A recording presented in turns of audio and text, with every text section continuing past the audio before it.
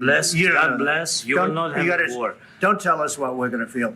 We're trying to solve a problem. Don't tell us what we're going to feel. I'm not telling you. Because I'm you're in no answering on this position to question. dictate that. That's Remember exactly what this. you're doing. You're in no position to dictate what we're going to feel. You We're will- going to feel very you will good. feel influenced. We're going to feel I'm- very I'm good and telling very you, strong. you will The fight in the White House between U.S. President Donald Trump and Ukraine's leader, Volodymyr Zelensky, is the perfect symbol of what the United States has done to Ukraine in recent years. Your country's in big trouble. Can I Wait a answer? minute. No. Can You've I done a answer? lot of talking. The U.S. treats Ukraine like a colony, and now Trump is demanding hundreds of billions of dollars of payment by extracting minerals and other natural resources from Ukraine. And in that fight in the White House, Trump says it all openly. He tells Ukraine's leader, you don't have the cards. This is not your decision to make. The U.S. is making this decision on Ukraine's behalf. You're right now not in a very good position. You've allowed From the yourself very- to be in a from very the bad very position, beginning and of he the happens war. to be right about From the it. very beginning of the war. You're not Mr. in a Brown, good position. I You was don't have there. the cards right now. With us, you start having not playing cards. But cards. right now, you don't. I'm very You're playing serious, cards. Mr. President. You're I'm playing very cards. And when a journalist asked Trump what the U.S. is going to do in the future in Ukraine, if the U.S. is going to leave troops, Trump's response was, we're going to have workers taking the minerals and the rare earth elements from Ukraine. You know, we have security in a different form. We'll have workers there digging, taking the raw earth so that we can create a lot of great product in this country. The U.S. government pushed Ukraine into this war in the first place, using Ukraine as a proxy to try to hurt Russia, to weaken Russia. And now that the U.S. and NATO lost the war, Trump is simply throwing Ukraine under the bus and in the process trying to make hundreds of billions of dollars in profits. Trump is imposing on Ukraine a minerals deal in which the U.S. will be paid hundreds of billions of dollars in revenue from Ukraine's natural resources. And the British newspaper The Telegraph obtained a copy of this agreement that Trump is imposing, and it referred to this as a form of economic colonialism, saying the United States is turning Ukraine into an economic colony. When Zelensky was in the White House, a journalist asked Trump what Ukraine will get out of this minerals deal. And Trump said, Ukraine's not going to get anything. It's the United States that is going to be paid hundreds of billions of dollars, and the U.S. is going to get access to Ukraine's minerals. He was proud of this. He boasted about this. And in particular, Trump said that the U.S. wants to get access to rare earth elements. Although when you listen to this clip, listen carefully, and you can hear that Trump actually repeatedly says raw earth elements. He apparently doesn't know what rare earths are. He refers to them as raw earths repeatedly. It's clear that he was just given a talking point by one of his assistants. But in these comments, you can hear that the U.S. is exploiting Ukraine's minerals, and the U.S. is going to profit from this deal. How does this provide long-term security for Ukraine? Well, we don't know exactly how much because we're going to be putting some money in a fund that we're going to get from the raw earth that we're going to be taking and sharing in terms of revenue. So it's going to be a lot of money will be made from the sale and from the use of raw earth. And as you know, our country doesn't have much raw earth. We have a lot of oil and gas, but we don't have a lot of the raw earth. And what we do have is protected by the environmentalists, but that can be unprotected. But still, it's not very much. They have among the best in the world in terms of raw earth. So we're going to be using that, using it for all of the things we do, including AI and including weapons and the military. And it's really going to very much satisfy our needs. So it's something that just worked out really well. We have a lot of oil and we have a lot of gas. We have a lot, but we don't have raw earth. So this has just about every component of the raw earth that we need for computers, for all of the things we do. Now, some of Trump's allies have been saying this for years. In particular, the Republican Senator Lindsey Graham has repeatedly said that the U.S. wanted to get access to trillions of dollars of minerals in Ukraine. But what did Trump do to get the weapons flowing? He created a loan system. They're sitting on $10 to $12 trillion of critical minerals in Ukraine. They could be the richest country in all of Europe. I don't want to give that money and those assets to Putin to share with China. If we help Ukraine now, they can become the best business partner we ever dreamed of. That $10 to $12 trillion of critical mineral assets could be used by Ukraine and the West, not given to Putin and China. This is a very big deal how Ukraine ends. In fact, in an interview on Fox News in November 2024, just 2 weeks after Trump won the presidential election, Lindsey Graham said clearly that the war in Ukraine is all about money. He said that the U.S. wants to get access to trillions of dollars of minerals and rare earth elements in Ukraine. And he said that Trump is going to impose a deal on Ukraine in which the U.S. will enrich itself. But we're 1,000 days into this war. Ukraine is still standing. This war is about money. People don't talk much about it. But you know the richest country in all of Europe for rare earth minerals is Ukraine. $2 to $7 trillion worth of minerals that are rare earth minerals, very relevant to the 21st century. Ukraine's ready to do a deal with us, not the Russians. So it's in our interest to make sure that Russia doesn't take over the place. It's the breadbasket of really the developing world. 50% of all the food going to Africa comes out of Ukraine. We can make money and have an economic relationship with Ukraine that'd be very beneficial to us with peace. So Donald Trump's going to do a deal to get our money back, to enrich ourselves with rare earth minerals. This is colonialism. What the United States is doing to Ukraine, its so-called ally, is 21st century colonialism. This is how the U.S. empire treats its so-called allies. The U.S. empire is turning Ukraine into a resource colony to extract its minerals and rare earth elements, which are very important for U.S. technology companies. You know, Trump wants to re-industrialize the U.S., and the U.S. needs to get access to minerals and rare earths, and they think that Ukraine has trillions of dollars worth of these elements. And also, it should be pointed out that extracting rare earths and processing them is extremely toxic. It's very bad for the environment. Researchers have warned about this. In a scientific article published in 2024, they wrote, quote, "The long-term large-scale mining and utilization of rare earths has caused serious environmental pollution and constitutes a global health issue, which has raised concerns regarding the safety of human health," end quote. So the U.S. wants to take these rare earths from Ukraine, and in the process, the U.S. is going to pollute Ukraine.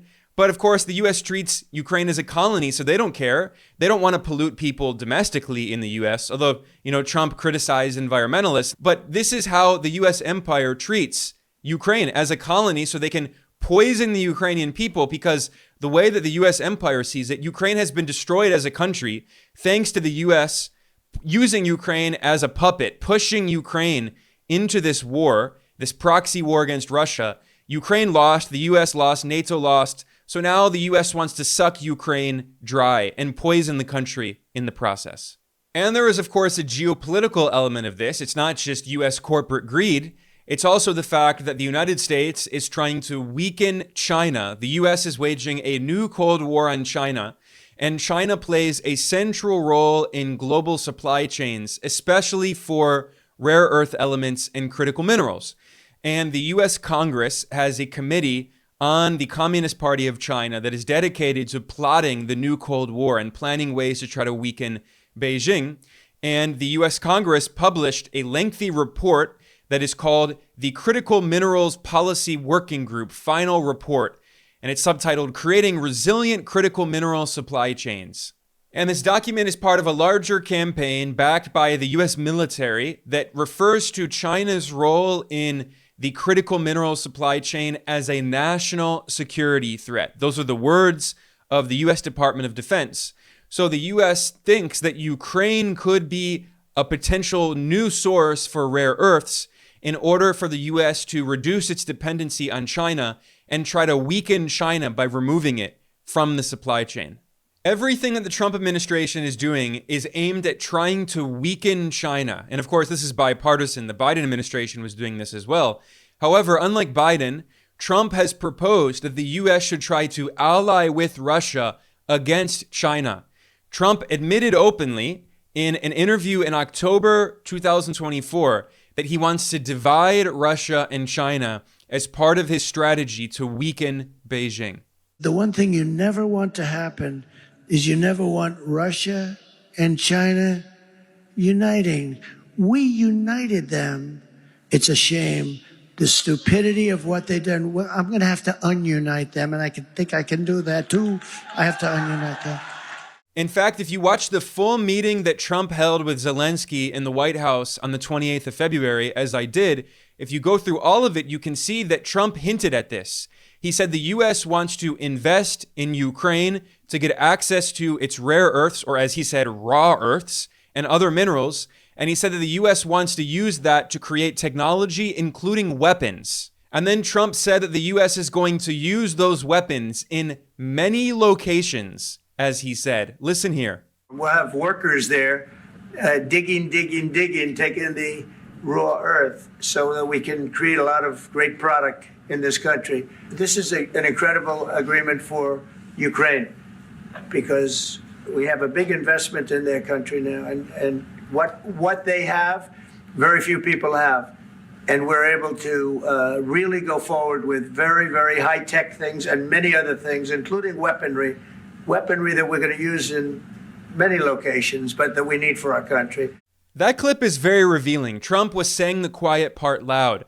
The U.S. is turning Ukraine into a colony, extracting its resources to create weapons and technology to prepare for war on China, the new Cold War against China. And Trump doesn't see Russia as a threat. That's why he wants to ally with Russia against China. Now, as I explained in the other video that I did about this, which I will link to in the description below, I don't think that Trump will be successful in dividing Russia and China. I could be wrong, but I think he's going to fail. But the point is that Trump doesn't care about peace. This is not about peace. This is about turning Ukraine into a colony to prepare for a future war against what the U.S. sees as the real so-called threat, which is China. Now, according to The Telegraph, the British newspaper, which is actually linked to the Conservative Party, so they're somewhat sympathetic to Trump, but they also deeply support Ukraine and they're very anti-Russia. And this newspaper obtained the original draft of the deal that Trump has been trying to impose on Ukraine. And according to the language of this deal, it would give the United States control over the, quote, mineral resources, oil and gas resources, ports, other infrastructure, end quote, in Ukraine. And the deal would be based on New York law. Again, this is colonialism. So Ukraine has to follow U.S. domestic law. And according to the original plan, the United States would be paid 50% of all revenues received by Ukraine from the extraction of its resources. And the U.S. would be given 50% of the financial value of all new licenses issued to third parties in the future, permanently. Someone close to the negotiations referred to this U.S. colonial plan as, quote, pay us first, then feed your children, end quote. Also, this deal demanded by Trump, the original deal, would have given the U.S. the right of refusal for the purchase of exportable minerals for all future license. As this newspaper put it, Washington will have sovereign immunity and acquire near total control over most of Ukraine's commodity and resource economy. Now, that was the text of the original deal that Trump was trying to impose on Ukraine. However, there were negotiations later, and allegedly, according to reports from the Ukrainian government, they did come to a slightly different agreement. And this was discussed in the Financial Times in an article published by Scott Bessent, who is Trump's Treasury Secretary. Scott Bessent is also a billionaire hedge fund manager. Ironically, he previously worked for the billionaire oligarch George Soros, who is one of the main bugbears, main, boogeymen of the Republican Party. But now Donald Trump picked a Soros protege, this billionaire hedge fund manager, to oversee the Treasury. And in this article, Bessent revealed that the terms that the U.S. and Ukraine agreed to, is that they will create a joint fund. And I'm going to read directly from his article. Quote, "The terms of our partnership propose that revenue received by the government of Ukraine from natural resources, infrastructure, and other assets is allocated to a fund focused on the long-term reconstruction and development of Ukraine, where the U.S. will have economic and governance rights in those future investments," end quote. So the U.S. is going to control what Ukraine does with its own money, with the money that it's earned through the sale of minerals and oil and gas. And of course, the U.S. wants to take those minerals and especially rare earths from Ukraine if they have them. I mean, there's still debate about whether or not Ukraine has so many rare earths, but the U.S. thinks that they do have all of these rare earths. So Ukraine will sell that, and then with the money that Ukraine gets, it puts it in this fund, and the U.S. government will control what Ukraine can do with its own money. This is economic colonialism. And where is Ukraine going to invest that money? Well, the billionaire Treasury Secretary, Scott Bessent, he hinted very strongly that Ukraine is going to use its money to invest with U.S. corporations. As Scott Bessent noted, because he went to Ukraine and he met with Zelensky, and he wrote, quote, "I met many American companies that have been on the ground in Ukraine for years, and I have spoken with many more who are ready to support the Ukrainian economy through a just and lasting peace. The terms of this partnership will mobilize American talent, capital, and high standards," end quote. So he's pretty clearly hinting there that Ukraine's money from selling its resources will be reinvested with U.S. companies operating in Ukraine. So Ukraine will be funding the U.S. corporate takeover of the country. Again, this is economic colonialism. That's the only word to describe it. Now, after the U.S. Treasury Secretary Scott Bessent published that article in the FT, the Financial Times published another report that provides a little more information about this Ukraine deal. The FT pointed out that according to the language of the deal, this Ukraine fund will be set up, quote, "with the encumbrance legal claim of such revenues in favor of the United States," end quote. So not only is the U.S. going to decide what the fund will do with this money that comes from Ukraine, but the U.S. will have a legal claim over the revenues that Ukraine gets from exporting its minerals.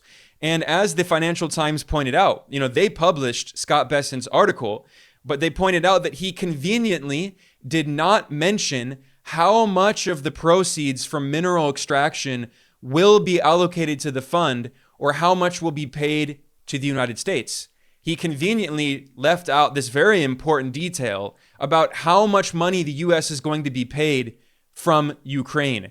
And by the way, one of the most incredible details of this article is that Bessent reveals that Zelensky visited Trump in Trump Tower in September 2024, and the Ukrainian leader proposed giving the U.S. a stake in Ukraine's rare earth elements and critical minerals. And this was part of his attempt to convince Trump to continue giving Ukraine weapons to fight against Russia. So this is the ultimate irony of all of this, is that Zelensky was always a Western puppet, in particular a U.S. puppet. The U.S. used Ukraine to fight this proxy war against Russia. They lost the war. Now Trump is throwing Ukraine under the bus, sacrificing Ukraine. And this proposal that Zelensky had made, it has gone on steroids. Trump is demanding even more than Zelensky had originally proposed. So this is why, again, this is a lesson to other countries around the world. By the way, I should point out that this is similar to what the U.S. did to Iraq after the U.S. invaded Iraq in an illegal war of aggression in 2003. The U.S. overthrew the Iraqi government and created a puppet regime. And then what happened? The Bush administration passed an executive order that stated that all of the oil revenue received from Iraq must go into an account administered by the U.S. Federal Reserve, the U.S. Central Bank. And then the U.S. says, oh, well, this is not colonialism because Iraq still has access to that money, but the U.S. government oversees that money. So they're not technically taking the money from Iraq, but Iraq has to get permission from the United States to use its own money that it receives from selling its oil. This is another form of economic colonialism. This is how the United States treats other countries. The US is not a normal country. It is an empire that tries to impose its hegemony and colonial policies on other countries to benefit US corporations, US billionaires like Trump. You know, there are 13 billionaires in the Trump administration. Trump himself is, of course, a billionaire. And the de facto co-president is Elon Musk, the richest billionaire oligarch on earth. And what the Bush administration did to Iraq was just the beginning of what now the US is doing to Ukraine, which again, Ukraine is its supposed ally. This is how the US treats its allies. This is why the infamous US imperial strategist Henry Kissinger famously said, quote, "It may be dangerous to be America's enemy, but to be America's friend is fatal," end quote. And Ukraine, unfortunately, is learning the hard way that it is definitely fatal. The US is destroying Ukraine's economy after the US pushed Ukraine into this war against Russia and destroyed an entire generation of Ukrainians. It's really completely tragic to see what the US is doing to the Ukrainian people. It is so sad. And Trump was asked about this in the White House in a press conference on the 25th of February, 3 days before Zelensky arrived in Washington. And a journalist asked Trump, "What is Ukraine going to get out of this deal? They don't get anything." And Trump said, "Well, we gave weapons to Ukraine, hundreds of billions of dollars of weapons in support to Ukraine. What he didn't mention is that most of that money went to the US military industrial complex, went to US corporations that then sent the weapons and ammunition to Ukraine." Trump claims that supposedly $350 billion by the US were sent to Ukraine. In a second, I'll talk about how that's false. It's not true at all. He completely made up that number. But then he says that the US expects to be paid back $350 billion by Ukraine. By the way, the official GDP of Ukraine, if we can believe the official statistics, which are very questionable because of the war, but the official GDP is around $180 billion. Trump is demanding that Ukraine pay the US twice the size of the entire economy of Ukraine because the US used Ukraine as a puppet, as a proxy to fight a war against Russia, and the US lost, and now they're going to suck Ukraine dry. Here's this clip. What does Ukraine get in return, Mr. President? $350 billion and lots of equipment, and military equipment, and the right to fight on, and originally the right to fight. Look, Ukraine, I will say they're very brave and they're good soldiers, but without the United States and its money and its military equipment, this war would have been over in a very short period of time. In fact, I was the one that gave the Javelins. You remember the famous Javelins? That was me. That wasn't Obama. It wasn't Biden. It wasn't anybody else. It was me. And they wiped out a lot of tanks with those Javelins. And the expression was that Obama gave sheets and I gave the Javelins. That was a big deal at the time. It wiped out. That was the beginning when people said, wow, that's something. Well, that was American equipment.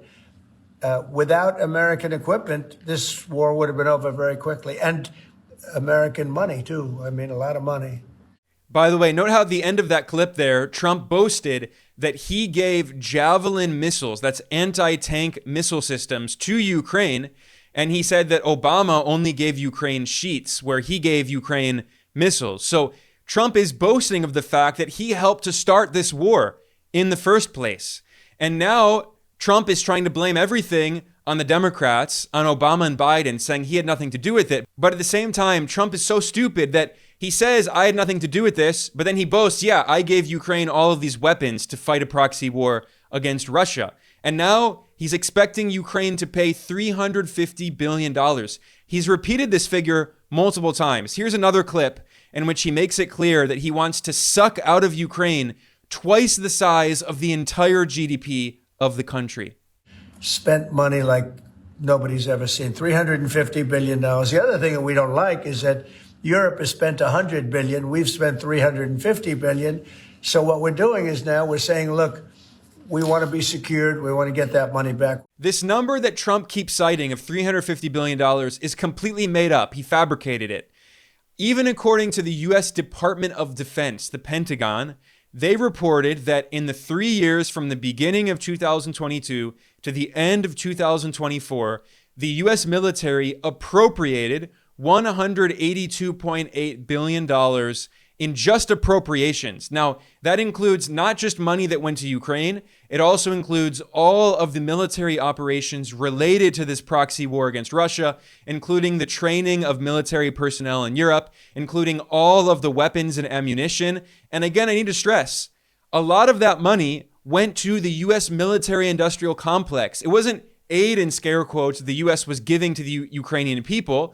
It was contracts that the U.S. government gave to Raytheon and Lockheed Martin and the Beltway bandits, and they made the weapons and missiles and rockets and bullets and everything, and then they sent that to Ukraine.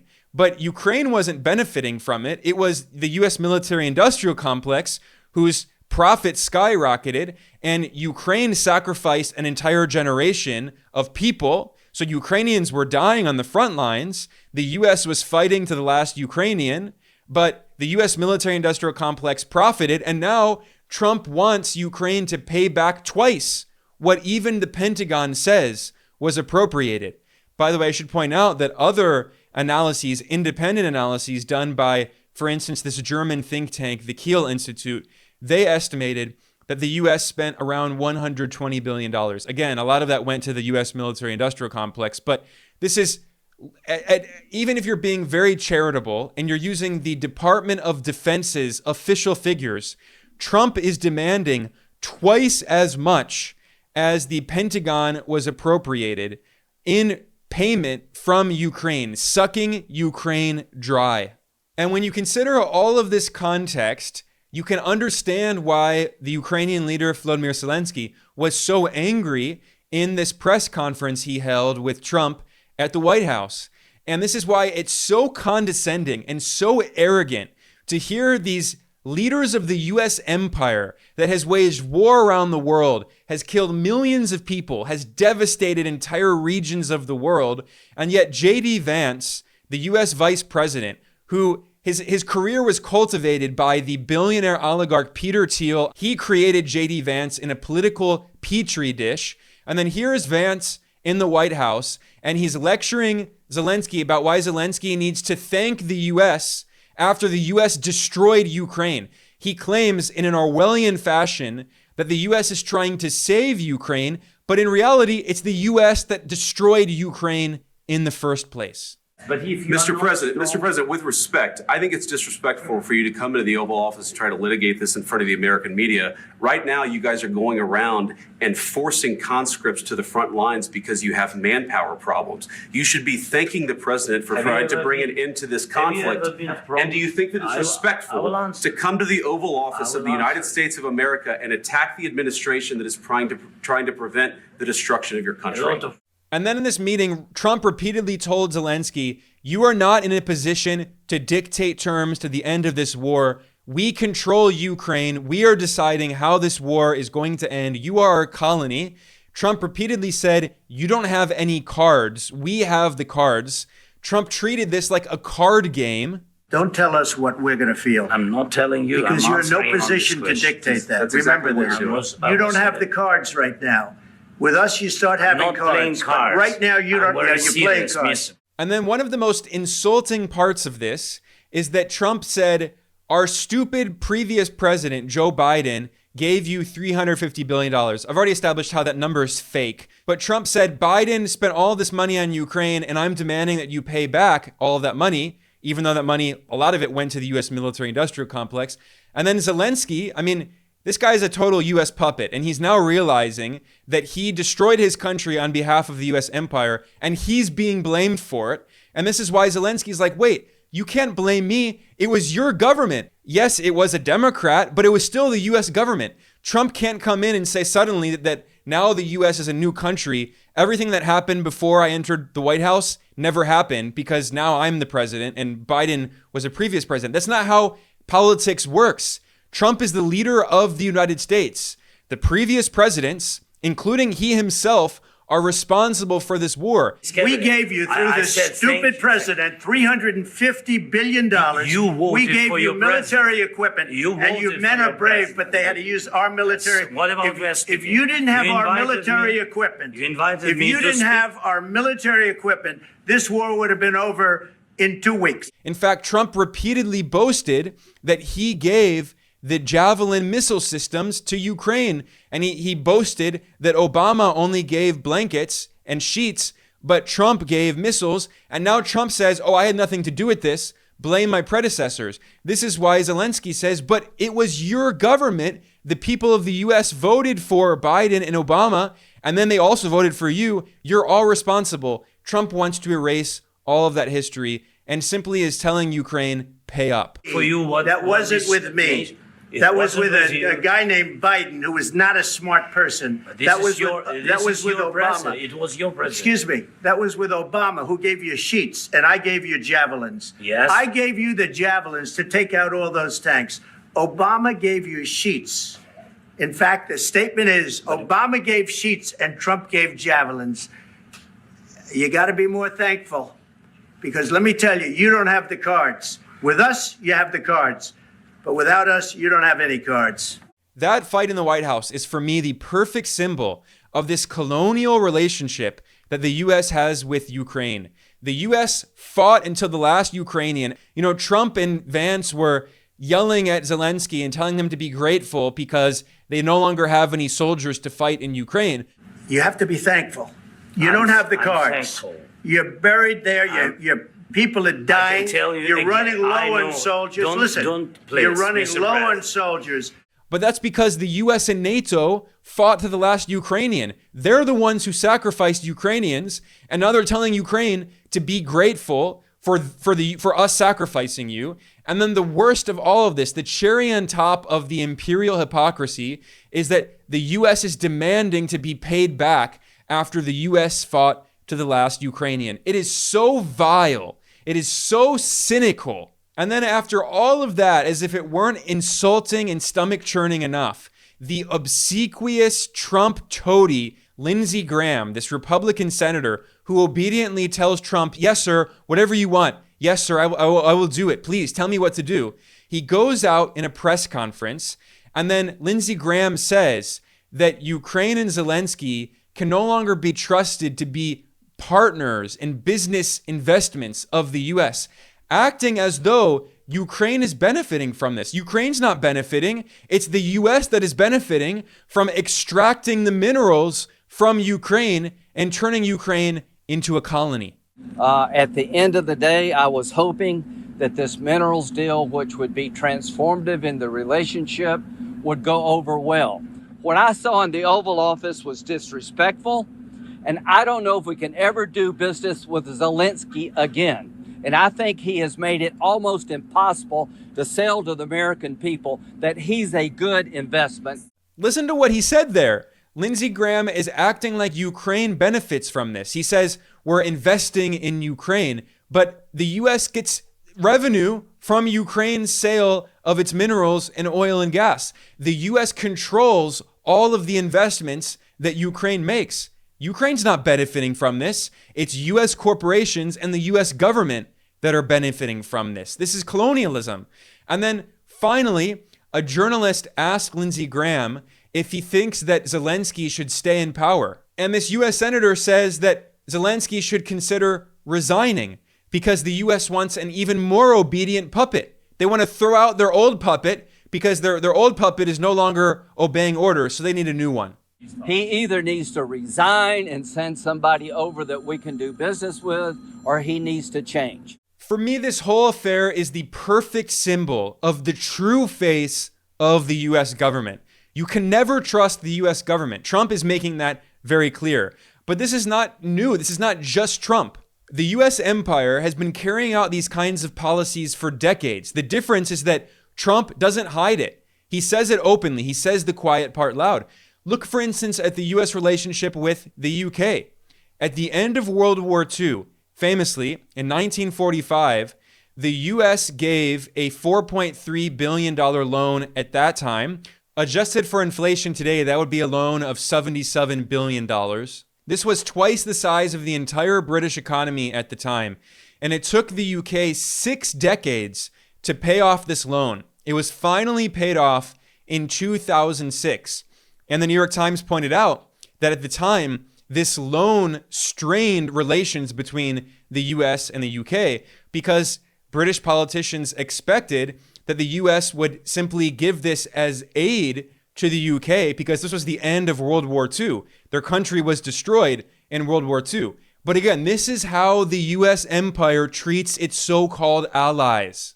Trump has simply taken off the mask. He no longer uses rhetoric of democracy and human rights like Democrats do. He's saying very clearly, we are an empire and we're going to colonize Greenland to get access to rare earths and other minerals in Greenland because he wants those as well. He wants to weaken China, wage the new Cold War in China, prevent China from getting access to the Arctic region. He's saying that the U.S. is going to colonize the Panama Canal. It's going to try to colonize even Canada, attacking Mexico, colonize Gaza. And here, he's also colonizing Ukraine economically. And again, I'm going to conclude with this famous quote from the U.S. imperial strategist Henry Kissinger. We know that Kissinger did say this in the context of Vietnam and the puppet regime that the U.S. was propping up in South Vietnam. And Kissinger famously said, quote, "It may be dangerous to be America's enemy, but to be America's friend is fatal," end quote. And Ukraine has learned that the hard way, with Trump yelling in the face of Zelensky and telling him to be grateful for being colonized by the U.S. empire. On that note, I'm going to conclude. I am Ben Norton. I'm the editor-in-chief of Geopolitical Economy Report. I want to thank everyone for joining me today. Please like and subscribe. Please share this. I will see you all next time.